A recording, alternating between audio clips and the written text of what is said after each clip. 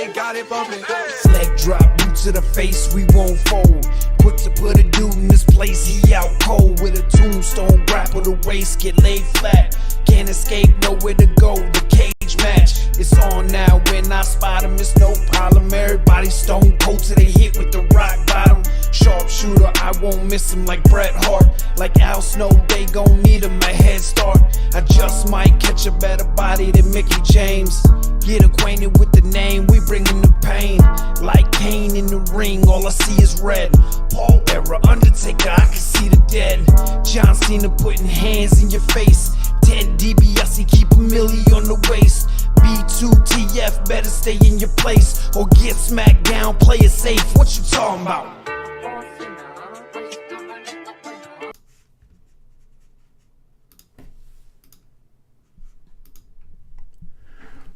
Welcome to another episode of Boot to the Face here live on YouTube and all your favorite podcasting platforms. Please hit that like button on your way in and hit that sub button too. I'm Chris Rucker along with EJ Reed, and we are here to talk about the world of professional wrestling. EJ, how you doing? Another Sunday, another show. I'm feeling well. How you doing, man? Feeling good, feeling great. Ready to talk about all the shit that went down this past weekend. Did you watch everything? I did, except I think I watched the main event of Collision. I watched the first couple matches. The only thing I think I skipped like the middle part, but everything else, yep. Vengeance Day, SmackDown, the whole shebang. You got some tea sipping on over there? Coffee. Oh, coffee. And my kids got me this mug years ago with the gauntlet lights up when the coffee gets really hot and Thanos is ready to take over the universe. That's dope. But yeah, you get to see everything because you were Mr. TNA, so I don't know if you missed some other shows. I actually came home Friday night and watched SmackDown that night. Avoided all the spoilers, even though we were at the TNA tapings, which I'll talk about in a little while. So I did that. I watched Collision this morning. I was having trouble watching Vengeance Live last night, but ended up getting to see that. So yeah, I'm caught up on everything. Without pulling the curtain back too much, how were you able to end up watching it live? It wasn't live. I ended up waiting for a little while and then restarting everything, and it ended up working out like nothing happened. So I was watching something last week and it kept saying, it looks like you're using something or another. And then I would hit OK and it would just go right back to it. But it was like a little 3-second thing. This time it was cutting it off completely. I don't know what's going on because, like I said, I think I did say this on where we were recording that they figured it out on one of my Fire Sticks, but then the other Fire Stick is working. It's interesting though. You think they just completely find out? I don't know why. It's like, sometimes they give you the message, sometimes they don't. I don't know. I don't understand it. Yeah, I don't get what's happening with it either, but it is what it is. It's still working. So even if I got to watch it on delay, that's fine with me. I'd rather do that than pay what WWE's asking us to pay. So yeah, ESPN Unlimited with a crock of shit. Yeah, and it ain't pulling the curtain back. I mean, shit, Stephanie McMahon told us to get a VPN. Yeah, I mean, yeah. I don't know if she knew what she was talking about at the time. She was just reading what, Anchorman, they just read off the prompter. Right. Just read off the prompter. Just doing what she was told, not realizing, the implications, what they're promoting. But it is what it is. Sorry, our your video's doing that thing again, going in and out, but I think I figured out a workaround for it. So yeah, TNA this week. Anytime I'm on here, I'm talking about TNA and I'm like, they're the best bang for your buck. Like, it's a lot of fun. Something just wasn't hitting about this show this weekend. I did have much more fun Friday than I had on Thursday. Thursday just kind of started out like shit. They announced meet and greets for after the show. I don't know if, for people not familiar with TNA, they do meet and greets, right? Like before and after the show, sometimes before. This time it was after. So both days they announced, the first day it was Mara Sade, the Hardys, Mike Santana, and somebody else, right? 4 people. The next day it was the Hardys and 3 other acts. So you click the link and there should be 8 places to buy your meet and greet. I click on there trying to just find out like how much it was. And I don't see Mara Sade's on there. Like, they had 7 of them. She's on the poster. She's advertised to be there, but they didn't have a link to buy hers. So I like responded to the tweet, and she responded and was like, "Thank you for pointing that out. Like, I'm going to get it fixed." And then she got it fixed. So I got a meet and greet with her for later that night. Normally on a meet and greet, everyone I've ever been to, you just show them the receipt on your phone, not TNA. I went to do it, and they were like, "Oh, you got to go over there to talk to the guy at the concession stand. He gives you a little paper." I go to the guy at the concession stand. He's like, "Oh, no, you got to go talk to that guy over there." I finally get to the right guy. This is after the show. It's like 11:30 on Thursday night. Finally get to the right guy, and he like tells me to hold on while he's talking to somebody else. Then somebody else walks up, like I'm next, and somebody else just walks up and starts talking to him. I was like, "Yo," he tried to walk off. I'm like, "No, I'm not waiting anymore. Like, give me what I paid for so I can get the fuck out of here. Like, I go to work tomorrow." So he wrote on the thing, meet and greet, Sade. Go back to the same security guy. He looks at the thing. He goes, "I don't know where that meet and greet is, but that's not this one." I'm like, "What are you talking about?" He goes, "This one says Sade. Her name's Mara." He had no fucking clue who he was securing right then and there. And she overheard it. She's like, "No, that is mine. Like, what are you talking about?" So we laughed about that for a second. And I told her I was the one that pointed that shit out. So she was cool, right? That's how the night started. This is Thursday night, right? Thursday night. So Thursday night, they go live on AMC. It says on the... Before they went live, though, didn't they have like a bunch of stuff? Was it like a whole full-on TV taping? Before That's what I'm about to get to. So they told us to be there at 7. That's what time the show started. And I'm thinking we go live at 8 o'clock because that's when most wrestling shows go live. And about 7:55, it hits me. TNA goes live at 9 p.m. So we got a whole nother hour. Now I'm like, oh shit, this is going to be a late night. Like, I'm thinking I'll get out of here at 10:30.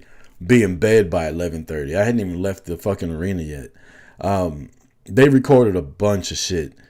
Your girl Gabby from Busted Open was there, like working the crowd. But the thing that was crazy was they recorded everything.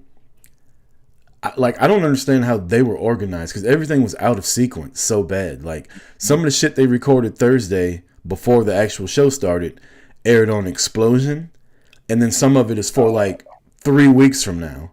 Like Moose wrestled somebody with the Falcons were in attendance, like some of his old teammates. They helped him win a match. And then when it went live, he said, "I'm going to run through the whole system." He started naming people. And the person that he beat earlier in the day wasn't the person that he was about to wrestle tonight. Also, I'm pretty sure Moose is injured.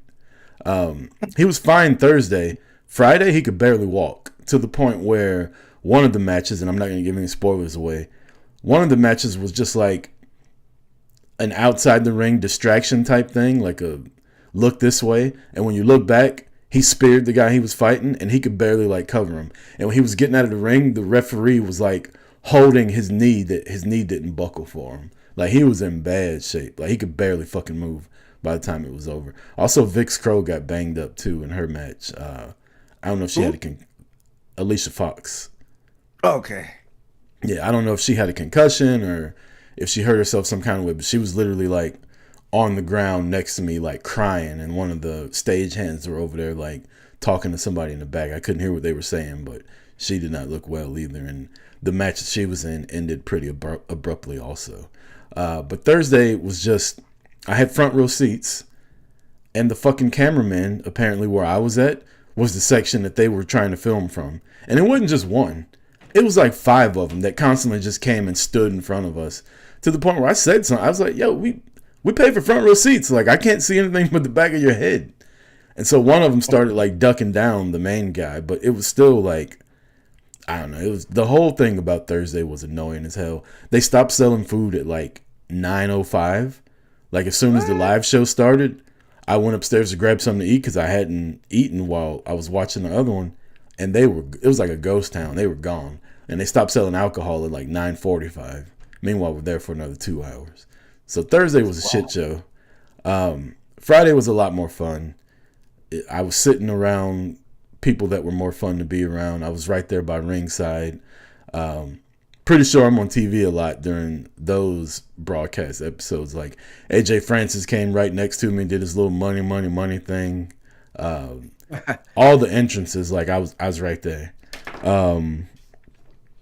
Cedric Alexander was the MVP for me the whole night Friday. Like he wrestled, I think, twice. He was interacting with the crowd. He was funny as hell.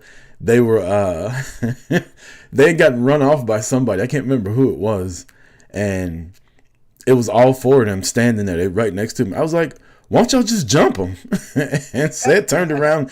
He was like, that's a good idea. And he was like, no, I got a match later. Like I don't need to be getting tired now. And he just turned around and walked. Like, I don't know. He was funny. The interaction with the crowd was good. Like Thursday was kind of whack, but Friday was a lot more fun. But overall, it just seemed very disorganized. I was gonna get into that in a second. So you literally have comparable, experiences with two different companies in the same building. How would you compare the AEW experience with December you went in the same building? And AEW had a lot more people there. It was sold out with AEW. This one was probably half the arena both times. And I noticed that the second night where we were sitting, they started moving people behind us to fill in the ramp area. Because the guy that was behind me, he was on the phone with somebody. He's like, yeah, they moved me down and I saved you a seat. And it was some girl, I guess he was on a date with her, and he was having to explain every fucking thing to her. It was so goddamn annoying because they were like right in my ear the whole time. He's like, yeah, and they're not really mad at each other. It's a storyline, right? And like this person is this person, and she's with that guy, but her husband is the guy he's fighting. And he's just, I don't know. It just got annoying after a while. And then she seemed to get into it, and he seemed to be more interested in his phone eventually, which was okay to me because he finally shut up. But no fans were like out of hand. Nobody was like drunk and disorderly. It was a good time as far as the wrestling went. But like I said, it just seemed very disorganized. AEW was put together a little bit. Now, AEW did one show. TNA did 4 in 2 days. So to me, I don't understand how they keep up with what show they're recording and doing stuff for when they're just doing shit and splicing it together, man. It was wild.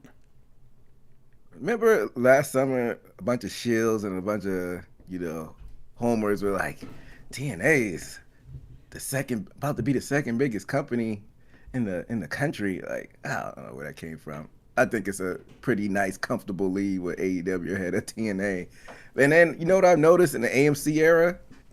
I feel like they're trying too hard to be like WWE light, or like just the way they go about things as far as like storyline stuff and the presentation. Like every time AEW did that, like early on, like it was like you could just tell it's like just be yourself. And like when they started being themselves after they flushed out the Punk situation, they're starting to build momentum. I think TNA needs to do their own thing and stop trying to be WWE light like with this AMC era. Yeah, you got your big contract now. You got your TV deal. Like, go with what brought you to the dance instead of trying to switch it up. Another thing that was disappointing, they advertised Ash by Elegance and the Elegance brand being there to talk shit about Mickie James. She never showed up, which means Mickie James didn't show up. So I was pissed about that. And there was no reason behind it. They're still fighting on Twitter, and Mickey's like telling her she's too scared to come to work, and she's saying she needed a mental health day or some shit like that, which clearly seems like storyline. I don't know if she just had travel issues or what. But Heather by Elegance was there. Woof. I'm gonna leave that one alone. Between her and Harley Hudson. What was I talking about? Ash not showing up and Mickie. Yeah, and then the other thing was when I was ramp side, I was like, cool, I get to see all the entrances, right? And one of the ones I wanted to see was Xia Li's. Lei Ying Lee is her name now. So Danny Luna comes out, and then Ariana Grace comes out. They didn't announce what kind of match this was. So 2 women came out. I thought, oh, they're about to fight. Let me run to the bathroom real quick. Soon as I got through my entire aisle, because I'm ramp side, so I have to get past everybody to get out. Soon as I got out, Xia Li's music hit and they did their entrance. And I was like, ain't this a bitch? So I had to like look from where I was standing at. Like that right there like pissed me off for a second. But Mike's the whole thing with what's your boy's name that got fired? Macklin. This fucking guy. Yeah. Like, He's terrible. I just don't get him. I don't. He's not good. I mean, he's been trying. He was in the Forgotten Sons in WWE. That didn't work. He's in this company. When he's a heel, for some reason he doesn't get heat. When he's a face, it's just a boring army dude that would have been over in the '80s. Like I just don't get. I just don't get him, man. yeah, he can't. I don't know how far. I don't want to say too much about it, but he was there. And he was coming out and he's like laughing and talking shit and he's walking down the aisle. I was like, you fucking suck. Like, I thought you got fired. You're not even supposed to be here. And he turned around and looked at me. He's like, I got reinstated, dumbass. And I'm like, why though? You suck. That's funny. Yeah, that's funny that he talked a little shit back. Was at the end of the interaction after that. Yeah, he went and got in the ring and cut his promo. They had Santana come out and just stand in the crowd and watch him cut a promo. And then Santana left. What? Yeah. Also, Ricky Sosa debuted, and I had no idea who this guy was, but he was over. Damn, that's a spoiler? Damn. Is it? I thought he was live on... oh, man. It's been all over social media. Really? I didn't see... Did I not watch the whole show? When you went live on Thursday, what was the main event? The main event Thursday was Dolph Ziggler and Leon Slater. Yeah, so he didn't come out on Thursday show. Well, he wrestled. I watched him wrestle 3 times, so maybe they did everything but it was all over social media though that he was with TNA now. TNA even tweeted like "Bang Bang Sosa." They kept his theme song. Yep. Like I said, I'd never heard of the guy. He was fucking over. And the crowd knew it too. Yeah, that's what I'm saying. Like he came out Thursday and everybody was doing it, and that was on Explosion, I think. And then Friday he came out and wrestled again. He teamed with. Did he team with Santana? Yeah, he teamed with Mike Santana. No, I'm sorry, that was Leon Slater that did that. What did Sosa do? I'm not gonna tell you who won or lost. But I watched him wrestle at least 2 times, maybe 3.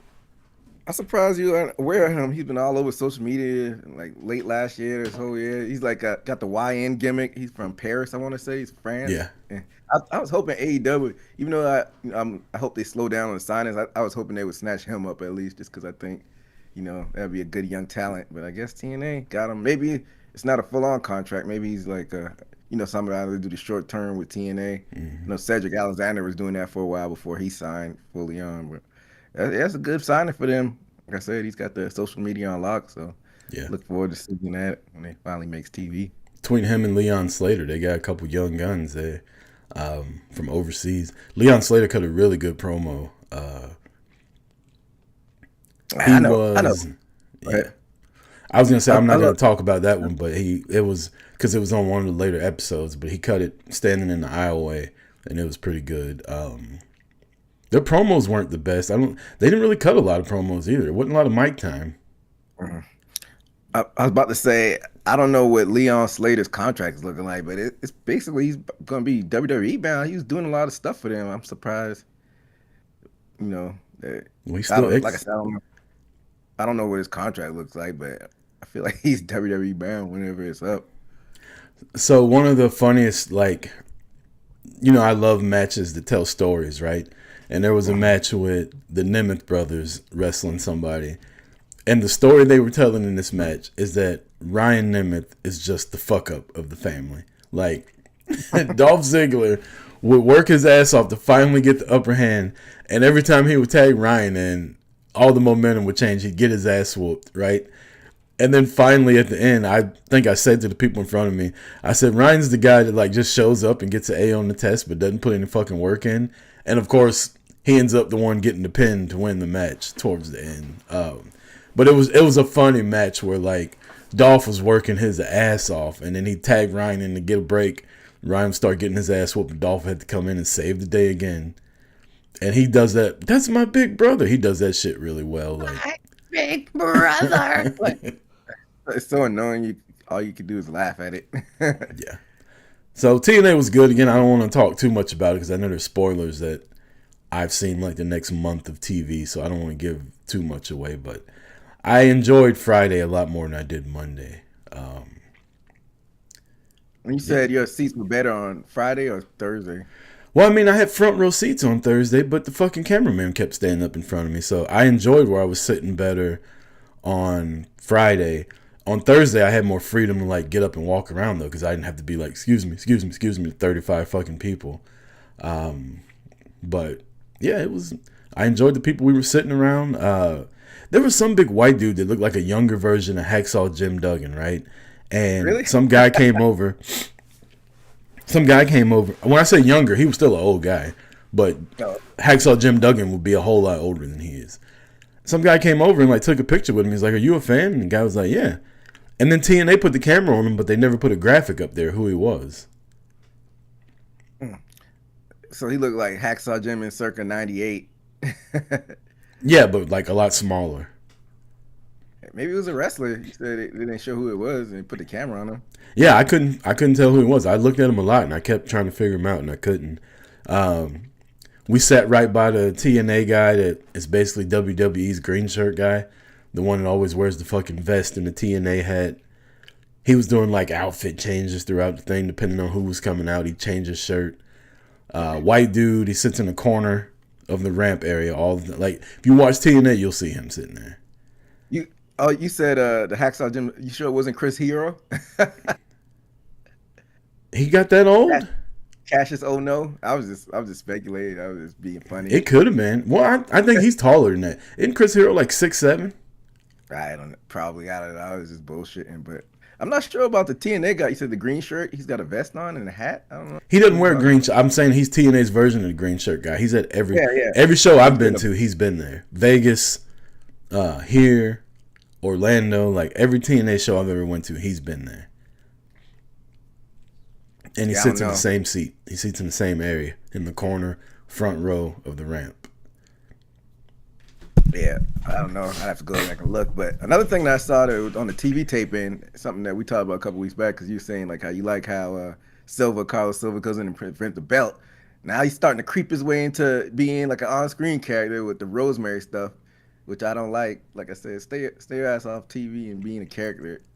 Speaking of Carlos Silva, he came over with the guy that I was talking about, the green shirt TNA version. He came over and took a picture with that guy, like right in front of me. I thought about asking him for a picture, but I didn't. Good. You don't need a picture with that guy. Yeah, but he spent a lot of time like in the actual crowd, like talking to people. Mama June was there, you know. Gabby LaSpisa was like, "We got a celebrity in the house." I'm like, "Oh, okay, cool. Who is it besides the Falcons?" I'm thinking like a rapper or something like that. She's like, "Mama June." I'm like, "What the fuck is this?" Yeah, you ain't try to spit some game at Mama June over? I should have. She sounded like she was spitting tobacco the way she was talking. Who was that entourage she was with? A bunch of fat bitches. I don't know who they were. I shouldn't have said that. Damn, man. Yeah, Chris. They were annoying the shit out of me, though. That whole get up annoys me. Bunch of trailer trash. Got rich. I'm not into like the trash reality stuff. That's not up my alley. Apparently, they got a TV show coming out on AMC. That's why they were there. And they just keep giving these women money or these reality shows money. Like, this show's ending, we'll give you another one on this channel. Like, right. What are we doing, man? Yeah. Oh, so man. that was my TNA. I mean, I'm sure I'm leaving stuff out, but well, one thing, you know, we're in Atlanta, so there was a gourmet popcorn place there, and they had. I'm gonna look at the picture so I can read it to you. They had different flavors of gourmet popcorn, right? And with it being Atlanta, some of the flavors stood out, so I had to try one. They had rainbow, which I don't know what that is. They had crab legs, king crab legs. They had jerk chicken, hot wings and lemon pepper, disturbing the peace, I don't know what that is, and hot cheese. And then they had banana pudding, butter pecan, cookies and cream, lemon pound cake, Big Daddy Kane, a taste of chocolate, I don't know what that means, strawberry shortcake, caramel movie butter, and the Chi-Town mix. I got the lemon pepper hot wings and the cookies and cream, and let me tell you, they're really fucking good. Is it all right? So is it better than your tops? No. But it is good. I gotta get this tops you were talking about. I'm in Kansas City a good bit, like every month or so, like once a month, once every other month. So, where's this tops sold at? Topsies is everywhere. I got the last time I was there, I got it at the airport on the way out. But Yeah, as far as, it's like, everywhere now. I mean, they have like 2 or 3 actual like brick and mortar stores that are there, but you can find it anywhere in Kansas City. Like they're in stores now. Like they got really big in KC. what is it, like one flavor or is it different type of flavor? The main 3 flavors they have are cheddar, caramel, and cinnamon, which those are what comes in the big Christmas bins that I like getting. And you mix the caramel and the cinnamon together, and it's so fucking good. But they have different flavors. Like the last time I was there and I went in a store, they had like 30 different flavors. You could just take a bag, go around and fill it up, and they just charge you for how much it weighs. Which one is your favorite? I like the cinnamon. Cinnamon? Yeah, it's Alright. like Alright. hot cinnamon, like cinnamon candy that's hot, like red hots or whatever they're called, like big red gum, that kind of shit. It's not just like cinnamon, it's like hot cinnamon. All right. Gotta put that on my to-do list next time. C Fluid says Sunday mornings are where the truth come out. Don't apologize or don't feel bad for me calling them a bunch of big bitches. Hey man, we try to be nice to women on here. I mean, we're MILF friendly. We're a MILF friendly podcast. We love women, Yeah.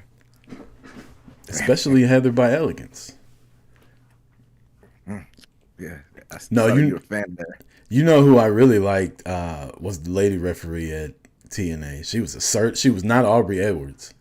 She was like getting into it with the guys, but she was also staying in the background, which is hard So to do. woman got to stay in the kitchen in the background, Rucker? That's not what I'm saying. I'm saying as a referee, she wasn't trying to steal the fucking show like Aubrey Edwards. Fuck you.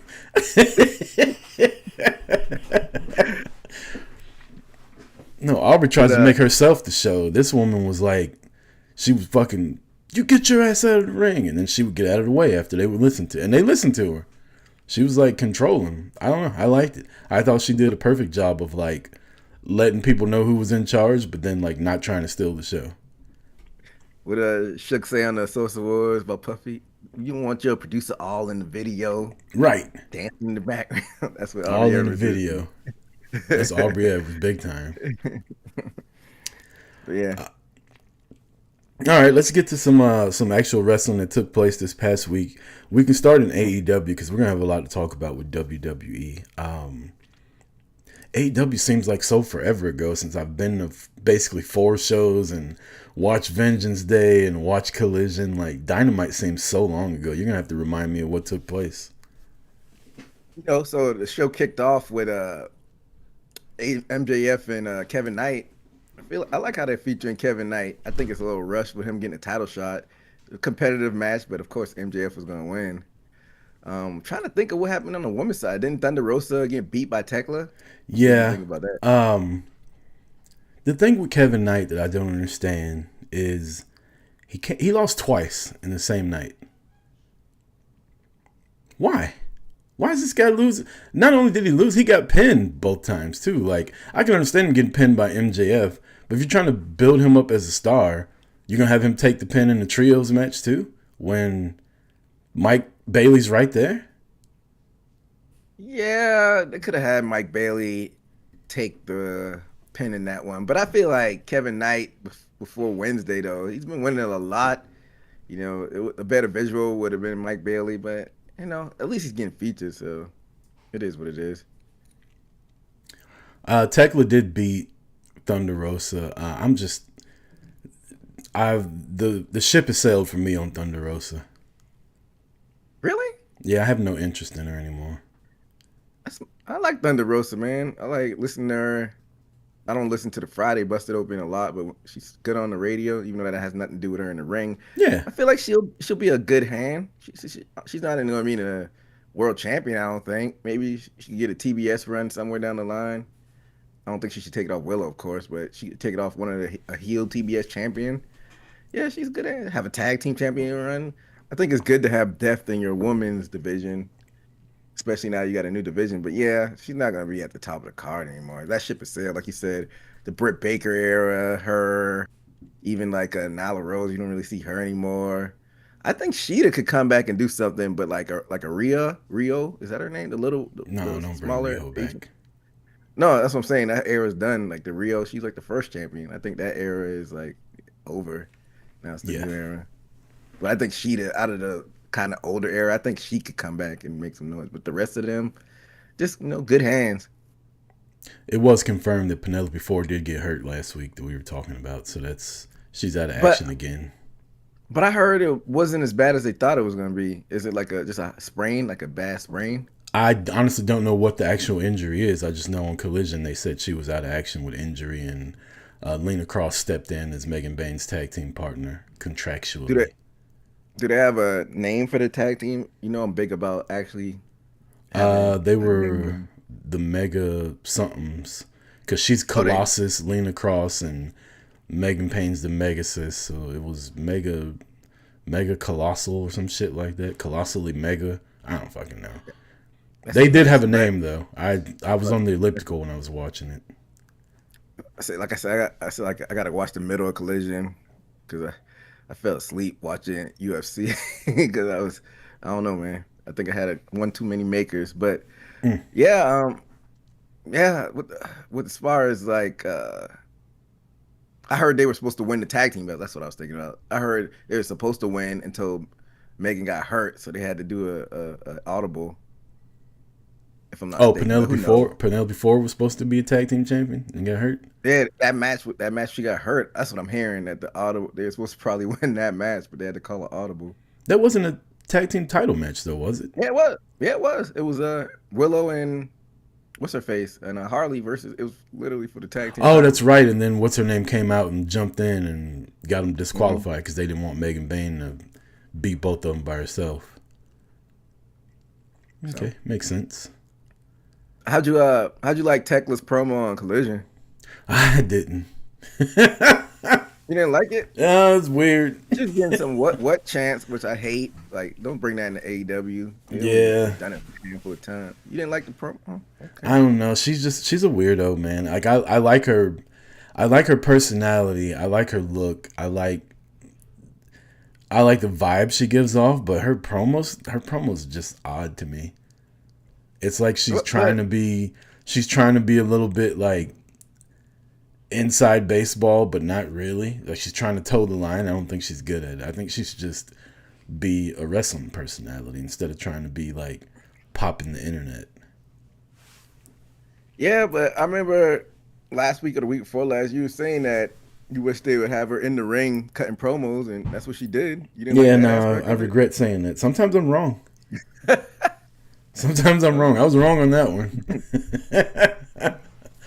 Well, I don't really know what to say then. I think my issue with that was more like since she's been the champion, she hadn't really been featured much, and the one promo she cut was backstage or up in the crowd. And I thought, as the champion, you should get your first promo. The first time we see you should be you walking out with the title into the middle of the ring. It shouldn't be you standing in the crowd or we see you backstage or fucking taking selfies in your hotel skipping the show with the title. Like, that shouldn't be when we see you. That's just my opinion. I think when you win the world title your first time, like, they should make a big deal out of it. Yeah, I get what you're saying. But I'm fine with her right now. I just hope that they hit with the she's gonna be in the 2 to 3 matches. But I thought on Collision she said it's not gonna be a 2 and 3 match. I'm kind of wanting her to hurry up and move past Statlander too. Like Statlander has no idea what her character is. Yeah, I'm over that too. So I'm sure it's gonna be a long match on Revolution, which is next Sunday. So we'll have another show before Revolution. So is Revolution actually on Sunday or is it Saturday? It's on Saturday. It's on Sunday. They have a Collision Saturday and Revolution Sunday. So we'll be back next week. So we'll predict it live next week, man. That's cool. Yeah. So, but going back to the trios match, new trios champions. How did you feel about that? Oh, I mean, Okada, Takeshita, and who else was on the team? Kyle Fletcher. Aussie Open. Aussie Open in Okada. That's it's hard to beat them. Like, you know what I mean? Like, it makes sense that they won. And the whole Okada and Takeshita thing, like, where are they going with this? Like, they've had beef for the longest, and it hadn't really translated to anything. And now they're trios champions. Like, is Kyle Fletcher the Eiffel Tower in the middle of it, or what? Like, is he the one keeping them together? I don't know. Shout out to Kesha though. Him and Claudio had a banger. I digress though. On Collision? Yeah, that was a banger. Yeah. Hard hitting. But I think they're gonna drag this all the way out to All In somehow, and then we'll see Takeshita Okada. Even though we did see it in the tournament, didn't we? Wasn't it in the tournament they faced off? Semifinals or something like that? I believe Takeshita won, didn't he?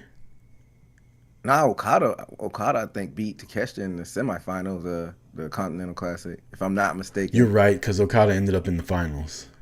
But lost to Mox. Right. But I think they're gonna try to do it again at All In. So I'm thinking, but how do you drag that out until late August? Yes, that's gonna be a chore, but we don't get paid to book, so Yeah. good luck, Tony.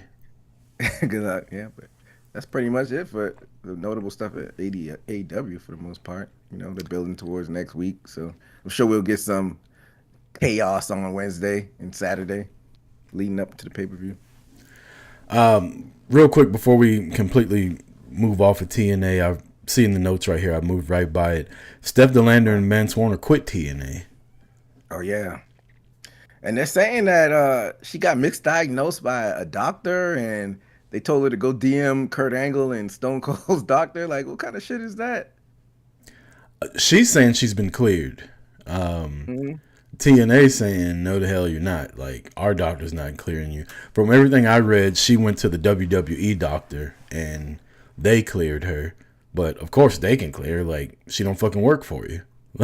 You know what I mean? Like, so they wouldn't let her wrestle and wanted her to be a manager, and she quit. The crazy thing is, though, is she didn't make, but some kind of way she ended up getting Mance Warner to quit, too. Now, I'm sorry.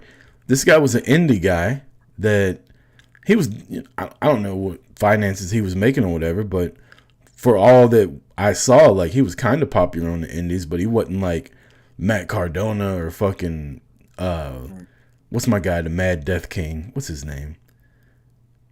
Mad Death King. He does GCW all the time. Anyway, he wasn't like. I know you talking about. Yeah. He was AEW. He talked about AEW a couple times too. Yeah. He wasn't that popular, right? And he got a contract with TNA. Like, I'm sorry, babe, they won't let you come to work, but I got to make money. Instead, he quit. Like, how you gonna quit because they won't let her work? I don't know. That's like, now you both out of a check. And you burnt the bridge. Like, the way you did it, too. Like, you're never going to go to WWE now. Like, AEW's going to be scared to touch you because you quit on your contract like that. And to go back, is it Nick Gage we were thinking about? Yeah, Nick Gage. yeah, Nick Gage. But yeah, going back to that, like, now we both out of checks. Now like you said, Mance Warner book has to go back to the indie scene. But they weren't even over in TNA like that. Like, no heat, no chairs. Like, I don't think AEW picks them up. So you just I guess you bet on yourself, maybe Japan or Mexico. But the best thing that she had going was when she was on the indies with Matt Cardona. But he's no longer on the indies. Like, when them two were a team, the shit they were doing, like riding around together and being like a power indie couple that wasn't really a couple, that was the best she's been over since she left NXT. But also, there's no guarantee other people are going to let you wrestle either. Yeah. I mean, what's the, like, if you're in indies, you think they got like doctors that are really, looking at people and like determine whether they wrestling? They probably just like, hey, we got a bag for you. They're probably not looking into medicals like that on the indie scene, you think? Well, if you're an indie promotion and you're running it, though, do you want somebody on your show that could possibly be paralyzed, like if they fall the wrong way on your show? Now you got to send doctors and trainers and all that shit out there and make sure they're taken care of. Now, it won't be on your dime after, but in the middle, like, you run the risk of that happening in the middle of your show. Like, do you give refunds to people because they just watch somebody get paralyzed now? Like, I don't know. It just seems like a financial liability to me to have somebody out there that haven't got cleared from one of the bigger 3 companies in the North America. Yeah, I feel like she's stuck between a rock and a hard place, but I don't know. But maybe it's something underlying that TNA, even though she is good to go, maybe they just are being spiteful. It's something else that they're not telling her that they don't want her to be on. It could be. You're right. It could be a lot of shit, like to make him quit also. I mean, like I was saying, it's weird that like they won't let her wrestle. They're not firing her. They kept her employed. They wanted her to be on TV, and they still quit. So it could have been something else, because in my eyes, financially, I'm like, we're just going to ride this contract out. You can wrestle later. Like, your neck can get better as you're waiting it out. You know what I mean? Keep working out. We'll put our little year and a half that we got left on our contract, collect this money. Yeah, there ain't no way WWE doctors TNA doctors are better than WWE doctors. So I think it's something else that they're not telling them. Something we don't see, but yeah, wish them the best though in their future endeavors. Speaking of WWE, let's go on over and talk some Roman Reigns and CM Punk. They had another promo this past Monday where Roman was getting the better hand again. I thought Roman won again. Everybody's like, oh, Punk won with the last line. To me, the last line made no sense. And the line I'm talking about was Punk saying, I'm going to bury you and put you right next to your father. Now, I've fought with people online about this because I made a little funny video that I posted on our Instagram and Facebook page. And people are turning every which way trying to defend what Punk said. Well, Roman's in the bloodline and his dad started it, and they talk about Cody's dad all the time. And I'm like, no, Cody talks about his dad all the time. So his dad's open season. Roman's never talked about his dad besides when he died, like 2 years ago, and when his dad came out and gave him the Ula Fala, but that was way back in fucking the Thunderdome era. Other than that, his dad's never brought up. So for Punk to just randomly be like, I'm going to bury you next to your dad. You know what vibe that gave me? When you're fighting with you're younger and you and your girlfriend are fighting and you're winning the argument and she just says some shit that's like, it has nothing to do with anything, but she's like, I know this is going to hurt you. That's how Punk did that promo. Like, he was getting his ass kicked. He's like, you know what I'm going to do? I'm just going to go completely left. That's why you're a 2-pump chump. What? Whoa. Right. you little dick motherfucker. Wait a second. Ma'am, you said I had a nice one. Yeah, I mean, some people I see online were like, oh, he went overboard. You don't think Punk ran that by Roman Reigns in the back? You think at this point, seeing Punk knows he's on thin ice as far as like perception, and he would just go rogue and just say something like that? I don't think he went rogue, and I don't think he went and just did it. I'm saying it did make sense to me. Now, they'd make a storyline out of it going forward, then okay, maybe I was just impatient. But in the moment, that line made no sense. I don't know. And refresh me, what was Roman saying beforehand? He was just telling Punk, like, we brought you back here. We're going to use you up. After I beat you, I'm going to retire you. Like, I'm going to put you on a retirement tour like John Cena. Get all the money I can out of you. And then we're going to send you to NXT and let you coach them. And then you're going to send them up. I'm going to beat their ass, too. He didn't say anything about Punk's family. But, he going to go in on Larry come Monday when he get to talking about Punk's dead dog. Ooh, that'd be a low blow. I was listening to Sirius XM on Cheap Heat. They were saying that he should show footage of his UFC career. I mean, that would... Why? It wouldn't take long. Exactly.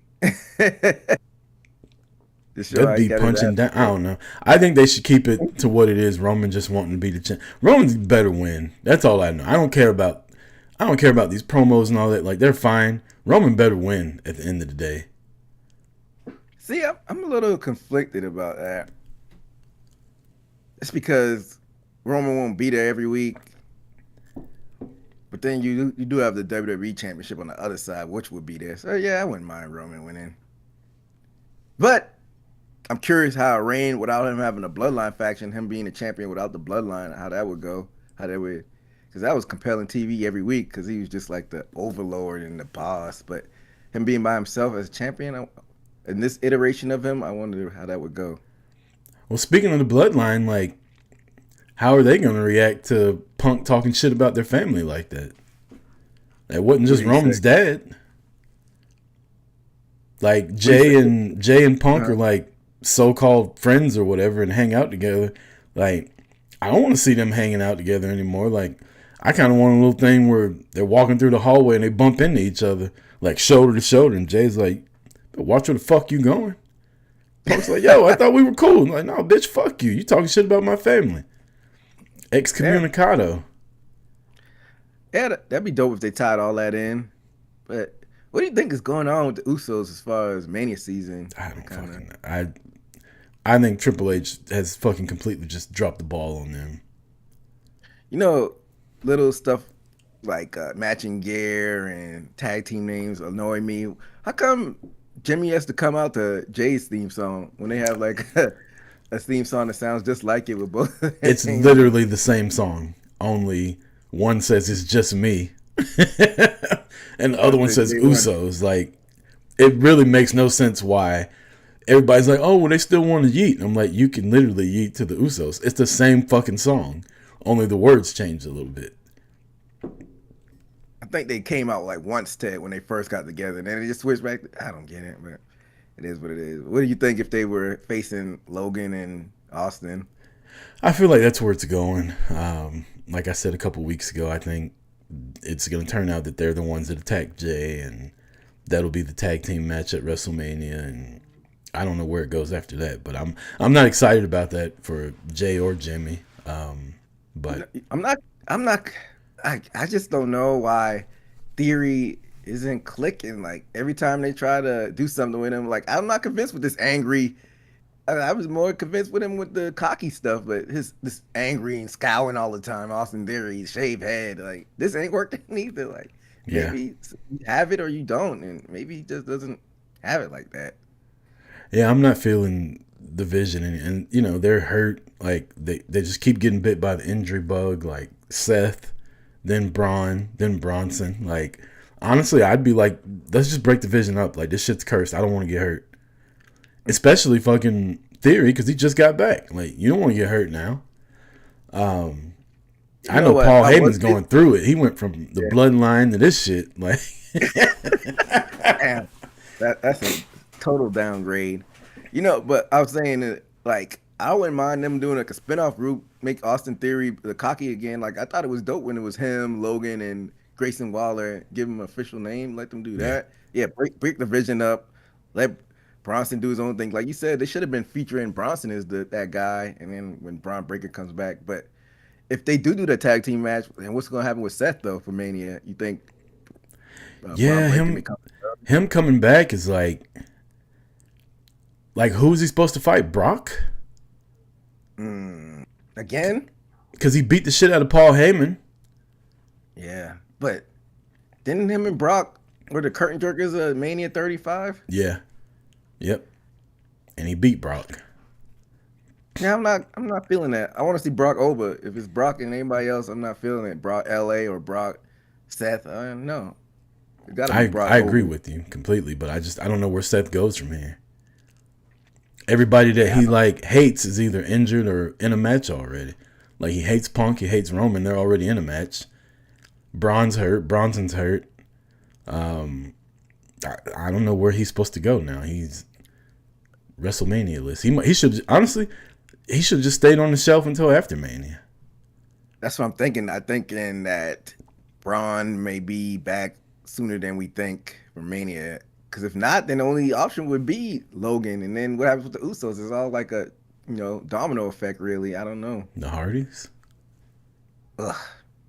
But see, and that's the thing too, right? Like, if you're gonna have the Usos touting that they're the greatest tag team of all time, they need to start winning like tomorrow. They need to start having tag team matches and beating people like now. That way when the Hardys get there, the Usos are on fire and it's not just like they're lukewarm right now. Besides Jay's entrance, like nobody really cares about the Usos right now. like, think about where we were at a year ago. Jay was fire hot, and then about to win the title at Mania, and now he's back tagging with Jimmy. It's weird. Yeah. Triple H dropped the ball. He sucks. Triple H doesn't know what he's. I don't want to go down this whole Triple H thing again, but this guy's not good at his job. He's better than old Vince. I'll give him that, which wasn't that high of a bar in the past. Speaking of not being good at your job, one of them quit. Road Dogg left because he knew he was going to get fired, apparently, so he quit. Which Who's is the fine. head of creative on SmackDown now? Shit, I don't know. Some woman got promoted. I don't mean to say some woman disrespectfully, but I have no idea who the lady is. It's a black guy, I think. I think it's like a young, light-skinned black dude that's always on WWE Unreal. I don't know his name. I don't know the lady's name either, but yeah, they both got promoted to head of creative for both shows, I believe. So how do you feel about that? Like when they get these people who are like creative writers in college and are script writers and movie writers, as opposed to having like somebody who's in the business booking. I'm more of a fan of like the Dusties, the people who are actually in the building writing their script and stuff. I think having fresh eyes on stuff is not a bad thing. You know, you can only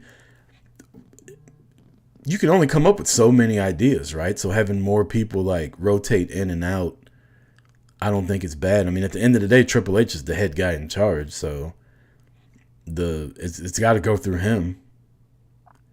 They can be called the head writer of Raw all they want, but if he doesn't fucking greenlight it, they're not going to do it. That's true, but I don't know. I think I'm more of a fan of somebody who's in the industry, and if you just like a movie script writer and you don't know anything about wrestling and you're coming in.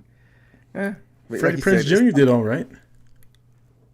Wasn't he in the era like late 2000s when it was John Cena just beating everybody? Yeah. That wasn't good though, was it? I wasn't watching. I just said he did all right. I didn't say he was great, but yeah, I think you just talked me out of it. He sucked. Get him out of here. That era was trash. It was almost like I was watching that then just because I've been watching wrestling my whole life, but I was like hate watching it. Yeah, I think you were a fan of TNA in that era. That was when Sting was putting on back. Yeah, I was watching a lot of TNA then because I was missing Sting at the time, and then TNA had the women. They had Kurt Angle, the Main Event Mafia. Like TNA was fucking hot back then, man. Until Hogan fucked it up. A story as old as time. Rhea and Jade. Did they have something going on SmackDown? I guess I must have missed that. Yeah, the promo back and forth on SmackDown wasn't even that. As far as like the stuff spilling over in social media, I feel like it was tame. Okay. What they were going back and forth on social media. I remember now. I remember Jade being like, "You got big shoulders, but mine are bigger. You got nice little arms, but mine are bigger." Like I do remember now.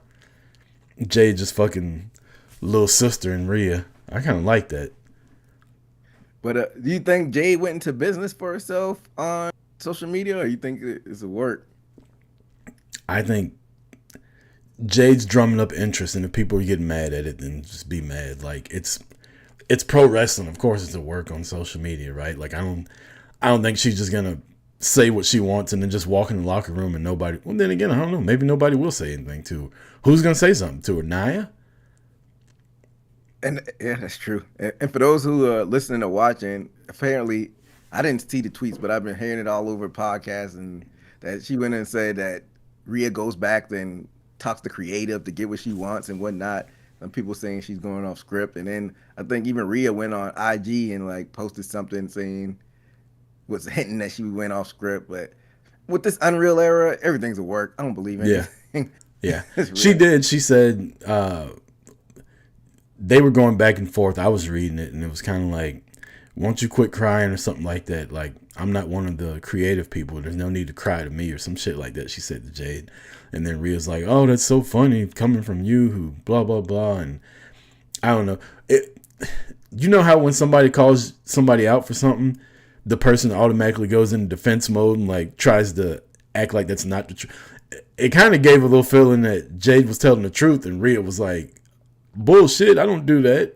But really, she does. Like, if you go back and read the interaction, I don't know. Rhea got real defensive real quick. Yeah, I mean, like, they gotta drum up interest somehow because do they even have a history with each other? So No, it's just Rhea's the powerhouse fan favorite, and Jade's been the fucking juggernaut since she's been there. like I said, this feels like it was supposed to be Jade and Bianca didn't heal up. I don't know. And I feel like they're gonna have Rhea beat Jade, and what does that do for Jade? What's it do for Rhea? She just gets another title run that is gonna be meaningless. On a different show. I don't know, man. I don't know. I actually think Jade's gonna win that, but we'll predict so? it obviously when we get close. WrestleMania is only 5 weeks away, 6 weeks away now. Yeah, you'll be in Vegas. Curious where you gonna watch it at? I saw my boy Robin White, who's gonna be out there with me. Shout out to Robin. He sent me a link where this bar is doing a watch party for WrestleMania. It's like $30 to get in or something like that. So I don't know if I don't know if they've lifted the ban or what, but so I was telling him, what's that? I thought they blacked it out. Like you said they lifted it. That's what I thought too. So I was telling him, I said, they've got a ban on it, but if they lift it, then expect in the next couple of weeks, like pool parties and shit like that. And he was like, yeah, I'd rather watch it at a pool. I was like, yeah, me too. So we're going to wait on that. And my homeboy Ray called me yesterday and he's like, hey, they got good deals on tickets. Like me plus 3, you save this much money. And he was telling me about them sitting in the 100 section, and it was enticing, but I told him, I was like, I don't want to string you along and have you like waiting on me. So if you can find somebody else, do it, because as of right now, I have no plans to go to WrestleMania. And I told him straight up, I was like, if I get hot gambling and tickets drop like the day of, that'll be when I decide. But as of right now, like I have no plans to go to WrestleMania. Is there any match that they can now announce at this point that will be like, all right, I got to go at least one of these nights? The Rock. Oh, that ain't happening. Well, so I'm guessing the only way you going is if you get hot on that blackjack. Right. There's nothing that they could announce right now. Like, they're going to bring back Mickie James and let her wrestle Becky Lynch, maybe. Maybe I'd go see that. My 2 favorite women of all time, but that ain't going to happen. As of, like, even if they announce Brock and Oprah, like, I don't... Maybe had they done Trick and Drew, and Trick was the winner Elimination Chamber, just being there for fucking that entrance, maybe. But now I don't even know what day he's going to wrestle on. So, yeah, there's nothing really. Like, Roman and Rock is the only thing that... And I think they're going to do that shit in Saudi Arabia. Yeah. Even I know you saw him at what was it, 37 or 36, 38. You saw Austin. You wouldn't come back for if Austin was there? Nah, I saw that already in Texas. So Rock's the only thing and Mickie James the only thing that could bring Rucker to WrestleMania. Yeah, this year for those prices. There's nobody out there, right? Like, yeah. That's why I told you I wasn't going. If it was in New Orleans, I would have been there. Yeah. There's no, like, big stars. Like, Roman's wrestling Punk. Cody, we'll talk about him in a little. I don't really care for that at all. Like, everybody else is in AEW that I would care to go. Like, I've seen them all already. You know? We've done WrestleMania already. I've done WrestleMania, what? Fucking 3 times the last couple years. Yeah, I did 2 years in a row. Yeah, I mean, that's why me and Rucker are all elite. We'll be in London. Yeah, I'd rather do that. Saving money for that. All right, we brought him up for a second. We'll hit this topic. SmackDown main event. We have a new WWE champion in a match that ended. It even ended lackluster, I think. With just like Cody doing that little stupid Cody cutter, hitting his finish and pinning Drew in the middle of the ring. And then Drew just laid there. Like, the whole time Cody was celebrating, he acted like he got shot. let's. What do you want to talk about? I see what you did there. So if another company did this, they would get shot all over. I feel like they're booking for moments instead of booking the stuff that makes sense. They're booking to pacify Cody and to protect them. What was the whole point of putting a belt on Drew if you're just gonna give it back to Cody, not even letting him drop it at WrestleMania? They were doing it so he wouldn't get booed. I'm thinking, I don't know.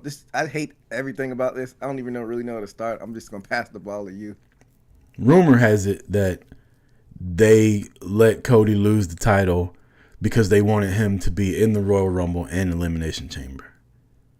They thought it would drum up more interest if he was in those matches. Mind you, Roman was in the Rumble. Brock was in the Rumble. AJ Styles was there doing his last match. Gunther ended up being in it. Like Jey Uso. Like, the Rumble didn't have a lack of star power. Elimination Chamber, okay. But to force feed this guy like this, and I agree with Sami Zayn. Like, you were in the Rumble, you didn't win. You were in the Elimination Chamber, you didn't win. And now you get it. How does the guy that lost in the Elimination Chamber get a title match before the guy that won the Elimination Chamber? Doesn't make any sense to me. I know he got screwed in the Elimination Chamber, but still. So what? To the back of the line. Right. So did Punk last year. He didn't get a fucking title match before John Cena. This is where I agree with you. This booking by Triple H sucks. Like, what the hell? What are we doing? I compared Triple H and I think Drew like a year or so ago, but I think this now fits more with Cody. Triple H is doing this thing where he's force feeding Cody because he sees Cody like he saw himself. And I think he was of the thinking that I'm a bigger star than The Rock. But he wasn't. Cody's not a bigger star than Roman. But I'll be damned if Triple H ain't going to push him like he is, the same way he did himself. Triple H was never the biggest star in the company when he was there. Except for when everybody was hurt. Maybe for like a couple months. He was never the biggest star. He was always second, third, fourth, fifth. Cody gets a bigger reaction, but Cody's not Roman. He'll never be Roman. The mood changes when Roman gets it. Cody's not even Brock. I don't know if Cody is Punk. But yet, he's being force-fed to us. And honestly, them chickens gonna come home to roost eventually. If you go by, you can't really go by anything because it happened with Jey Uso when he qualified for something, or when he won the Royal Rumble, I think, and they showed like it got 1 million dislikes or something like that. But then you go to the crowds and they still love him. But I heard boos for Cody. Oh, yeah? When they doing the introductions? During the introductions, during the match, and after the match, somebody posted a video of him doing, I didn't watch the whole thing, after match promo when SmackDown went off the air, and there was boos out there. But it's just, it's forceful. He's a 3-time champion now. Like, your story's over. And now we got to go, now he's at WrestleMania again for like the 4th or 5th year in a row in a title match. Like, he's not that guy. And again, I say this all the time. I like Cody, but I know there's a ceiling for him. Like, he's not the guy that they're trying to make him be. And eventually, SmackDown had its lowest ratings when he had his second run in a long time. And when Drew got the title, the ratings went back up. See? I just feel bad for Drew. Like, it was right there. Like, Jacob could have interfered. Fatal 4-way. I know people aren't fans of multi-man matches, but it was right there. Like, why couldn't Drew go into Mania as champion? I just don't understand it. Like you said, they're force-feeding Cody at this moment. And I feel like the story between him and Randy is going to be rushed. I know they got history with the group, the Legacy group, and they've been hinting at it over the years. But like you said, we're 5 weeks away. Unless Randy turns heel, I'm not really interested in it. I don't like the face versus face, this may the best man win type scenario with them. It's got to be, I guess, Randy heel. You have to punt him on Friday or something. Because if it's face versus face, like, I have no interest. You basically got face versus face for both championships. Unless Punk, what he did was leaning heel. But even though that, but both like Roman and Punk, kind of have like shades of gray and like the promos. Like I'm into that. But this right now on paper, Cody and Randy, like what is? I don't know. I just have no interest in Cody being in a championship match at WrestleMania again, and it sucks that this is where it's going. It sucks that it was spoiled like a week before. Like everybody's reporting Cody's gonna win, and this is the reason why. And it honestly killed. We all sat there when Drew was the champ and Elimination Chamber and all this other shit, and we all sat there fantasy booking, and they could do this, they could do that, and everything every fucking fat person in their mom's basement was coming up with is better than what happened. No, everything. Man. I mean, they could have made it a fucking 6-way ladder match and it would have been better than this. But instead, they just had Cody win and it's just going to be Cody and Randy. And honestly, like, I've been a fan of Randy Orton for 20 years. I'm not really interested in Randy Orton in a one-on-one title match at WrestleMania. Me either. Especially against Cody. Sorry, go ahead. Randy's like low-key, he sneaks into like some situations where you're like, huh, Randy Orton's still in it. Because didn't he main evented one with Bray, took the title off Bray really quickly. It wasn't a main event. He won the Royal Rumble, though, like, out of nowhere. He won the Royal Rumble and then took the belt from Bray at WrestleMania in, like, a crazy match with, like, cockroaches on the mat and shit. Yeah, now he run the chamber. Like I said, I like Randy, but, like, I feel like this is kind of out of nowhere and not really necessary. Maybe they're giving him they're doing him a solid because last year he had to go against Hendry when KO got hurt. And they're like, all right, we'll put you here. Damn, just get the title. That's this year, but that's what the Drew title reign was. A here damn title reign. Like, all right, shut the fuck up. You were champion. Basically, this is the perfect opportunity for have the women main event, but they're probably gonna have Cody and Randy main event night one. If you had the women main event, which women's match would it be? Rhea Jade. Mm. I like Stephanie, but I don't think she's quite there. I don't think you can have Rhea Jade as the main event though, because I don't think that match is gonna be as good. Well, then again, Jade's had a couple good, like she had a couple good matches with Tiffany Stratton. She had a good match with Nia, so I think Rhea is good enough in the ring to get a good match out of Jade. Is she good enough to get a WrestleMania main event good match out of her? I don't know. I think wrestling wise, Stephanie versus Liv is going to be a better match, but I do think Rhea versus Jade just looks better on a poster. You know what I mean? Like aesthetically, that's like this is going to be the main event, and then it happens, and you're like, "What the fuck is this?" But leading into it, you're like, "Fuck yeah, I can't wait for that." And that pre-match, like them staring at each other and the bell ringing and the intros, like the whole nine is main event. But would they be able to put on a match worthy enough for it? Yeah. I agree with you. Cody and Randy should open the show Saturday. Yep. That's what I think.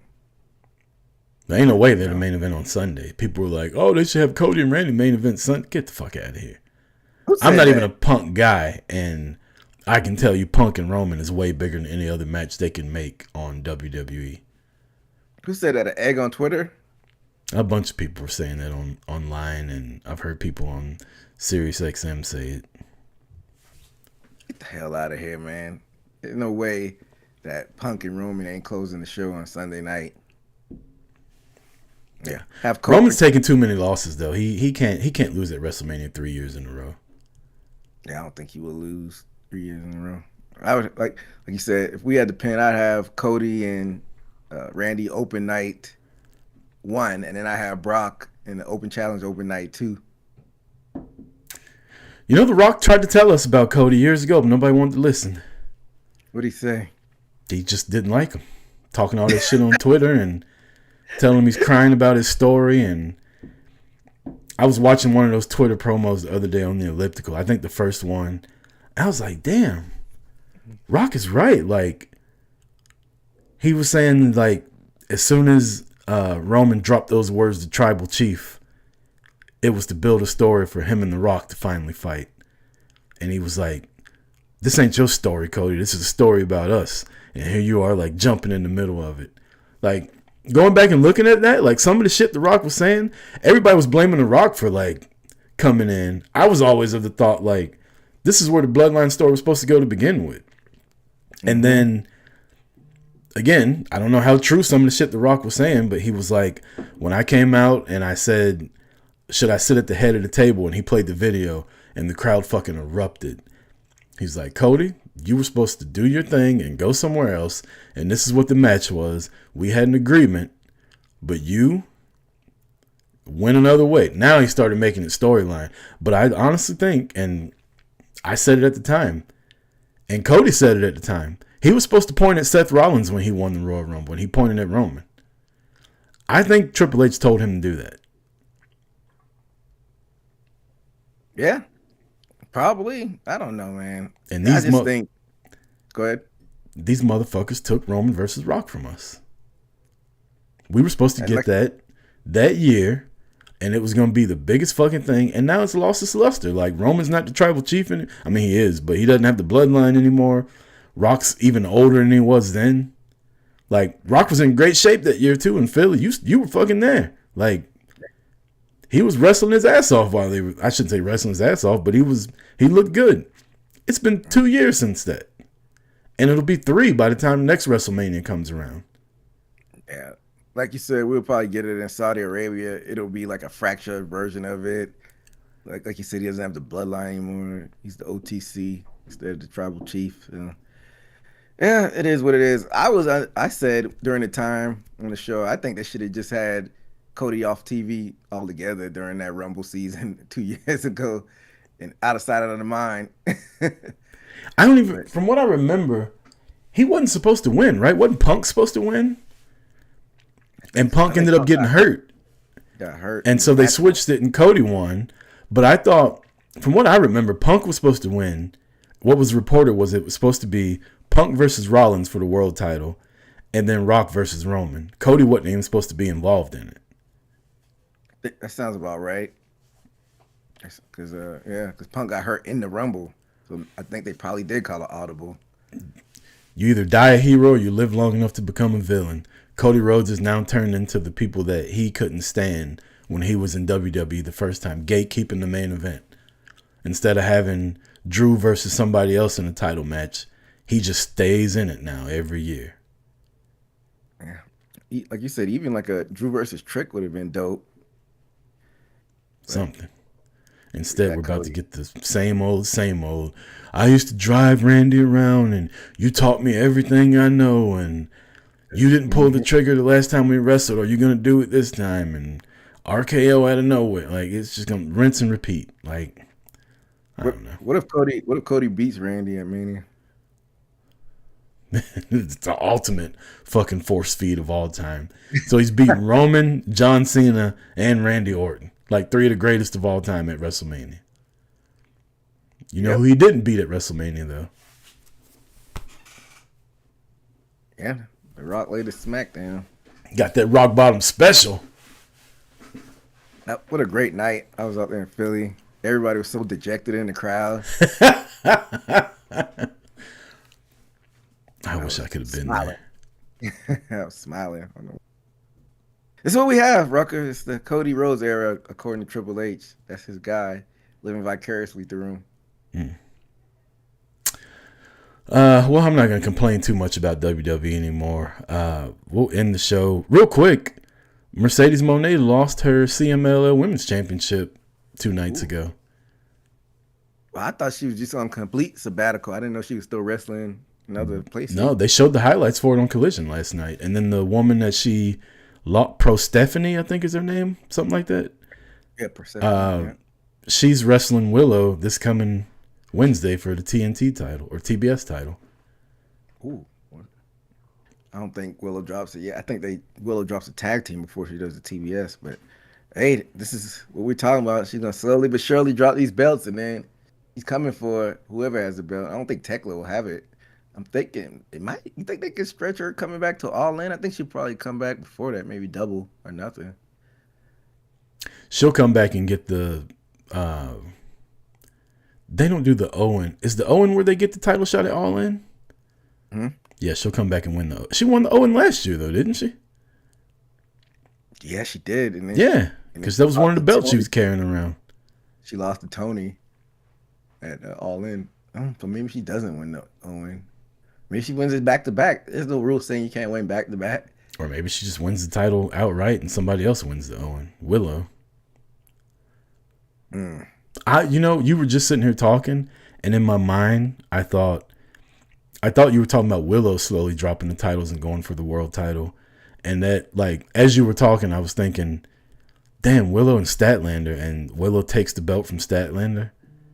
And Statlander, like, loses her shit and finally turns heel again on Willow.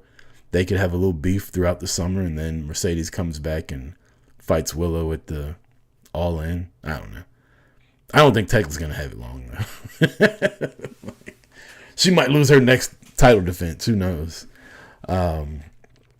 Yeah, you got a Street Clothes Wrestler of the Week, and then we'll get the hell up out of here. I'm trying to think. I think a lot of people were in Street Clothes. Oh, I'll give it to Jade for SmackDown. Her and Rhea's face-to-face. Jade always is a contender for Street Clothes Wrestler of the Week. She can dress her ass off. Yeah. Your girl Charlotte can dress too, eating on the ice cream. I was going to cheat, and I was going to give it to Jada Parker because it was a street fight that she was in. Oh, yeah, we didn't talk about Vengeance Day at all. What did you think about the show? I don't understand Jada Parker losing to Blake Monroe. I didn't mean to step all over your Street Clothes Wrestler of the Week, but who's your Street Clothes Wrestler of the Week? I picked Xia Li. She was out on Impact. I did see that. She was dressed well. But yeah, Vengeance Day. I was shocked that Joe Hendry retained. You was shocked by that? Yeah. He just got it. Yeah, they making Ricky look real weak, man. Also, Ricky Saints. What do you think about Ricky's run so far? This motherfucker is a character. That man said, I got my lemon tea, and I'm about to go out here in my pajamas and sing this fucking Joe Hendry song. And it was awful. It was bad. Yeah, I'm shocked that I like his character, though. Like, Ricky Saints he is a heel. If he was just a little bit bigger, man. Yeah. I had three things on at the time. I had the triple screen on, so I was watching Vengeance Day while watching Collision and then the UFC. But damn, I saw how do you do all that? It's not very effective because my attention span is all over the place because you only can have sound on one of the screens at the time. You got to flip between the sound. But I saw Ego come out. What did he do? He distracted Ricky, right? I don't remember that. Like you said, when I was watching this, it was late at night last night. Like you, I had a couple whiskey and cokes. I was trying to get some other stuff started also while it was happening. So, I was trying to do some wrestling of my own at the time. So I was like, I saw the winner. I didn't see how it got there. I was a little occupied, but yeah. So I gotta go back and watch that, but because when they were backstage, Ricky was like talking to Ego. He was like, "Yeah, we could both be 2 times champions," because he was insinuating that Ethan Page should be a 2-time North American champ. He was like, and then Ego was like, "Yeah, 2 times." So he was talking about the big belt. Yeah. So that's gonna be interesting because they need to be going against. They don't need to be partners. They need to be going against each other. But going back to the Jada and Mariah thing, or Blake Monroe thing, I think Blake needed it. Even though you weren't a fan of the winner, Blake needed it more than Jada. Jada's over. I feel like Jada needs it though. She always loses. She always talks all that shit, and then she gets built up. I mean, when's the last big pay-per-view match she's won that she's been in? She's lost every title match she's been in. She lost that one. The last big win I remember her getting was against Mia Yim. Yeah, well, she's over though. I don't think Blake is over yet, but I don't know. I didn't like her new theme song. I like the old theme song. I feel like the old theme song had more bounce. I ain't gonna lie. I couldn't hear anything when she came out with that outfit on. Yeah, that was the way I feel. But yeah, I think, like I said, I think she should be winning that North American Championship. Why does Tatum Paxley have it again, even though she was a women's main champion? I don't feel like that's weird backwards booking. And I like how Lola knocked out your girl Kalani. I think that man, okay, I was trying to like not be preferred when those are two really good looking women. Well, Those are good looking women that were in that fucking underground fight. I guess you just leave it at that. Yeah. Okay, I have a question. You're younger than I am. When people say, just hear me out, right? And they tweet a picture of somebody, isn't that supposed to be somebody that's like, most people don't think look good? And they're like, well, I think they look good. Somebody posted that shit with Kalani Jordan. I was about to be like, what the fuck are you talking about? Now hear me out.